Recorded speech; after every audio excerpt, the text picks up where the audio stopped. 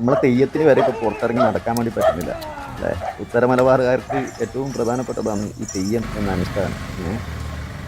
അത് ആ അനുഷ്ഠാനം എന്ന് പറയുന്നത് ആ തെയ്യം ഒരു സ്ഥലത്ത് നിന്ന് മറ്റൊരു കാവിലേക്കോ അല്ലെങ്കിൽ അവരെ ഒരു ആരൂഢത്തിലേക്കോ പോകുന്നതല്ല. ആ തെയ്യത്തിന് പോലും ഈ നായകളെ കൊണ്ട് പുറത്തിറങ്ങാൻ വേണ്ടി പറ്റുന്നു.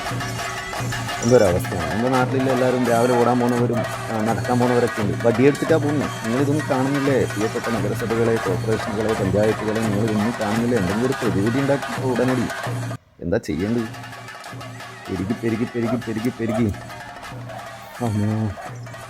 തെയ്യത്തിന് പോലും നടക്കുക. ഇനി ഇവരെ ഒരു സ്ഥലത്തെങ്കിലും ഒരു സ്ഥലത്ത് അതെന്തെങ്കിലും ഒരു വകുപ്പ് നിങ്ങൾ എല്ലാവരും കൂടി ഉണ്ടാക്കിട്ടോ.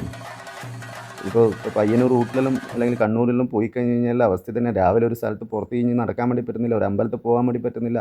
ഇതെല്ലാം രാവിലെ നായകളെ പേടിച്ചിട്ട് ഇപ്പോൾ ഇങ്ങനെ നിൽക്കേണ്ട ഒരു സ്ഥിതിവിശേഷമാണ്. നമ്മളെ തെയ്യത്തിന് വരെ പറ്റിയില്ലേ? എന്തൊരവസ്ഥയാണ്, കഷ്ടം.